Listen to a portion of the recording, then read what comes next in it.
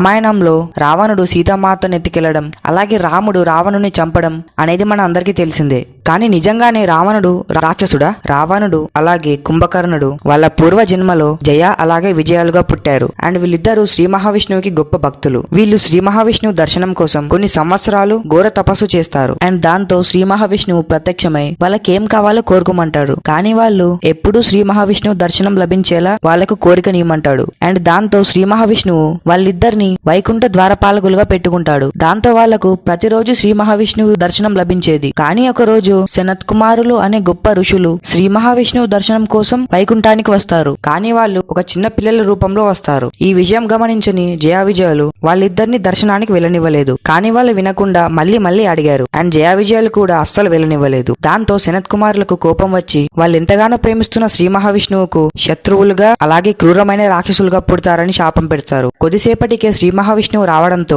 విషయం తెలుసుకొని శాపాన్ని వెనక్కి తీసుకోమంటాడు. కానీ వాళ్ళు ఒక్కసారి శాపం విడిస్తే మళ్ళీ తిరిగి రాదని చెప్తారు. దాంతో శ్రీ మహావిష్ణువు వాళ్ళ శాపానికి ఇలా విముక్తి కలిగిస్తాడు. వచ్చే జన్మలో మీరు రావణుడు అలాగే కుంభకర్ణుడు లాగా పుడతారని. అండ్ వాళ్ళిద్దరిని వాళ్ళ శాపం నుంచి విముక్తి కలిగించడానికి స్వయంగా శ్రీ మహావిష్ణువే మానవ రూపం దాల్చి వాళ్ళ శాపానికి విముక్తి కలిగిస్తాడని చెప్తాడు. దాంతో త్రేతాయుగంలో జయ రావణుడుగా అలాగే విజయ కుంభకర్ణుడిగా పుడతారు. అలాగే శ్రీ మహావిష్ణువు రామావతారం దాల్చి వాళ్ళిద్దరికీ విముక్తి కలిగిస్తాడు.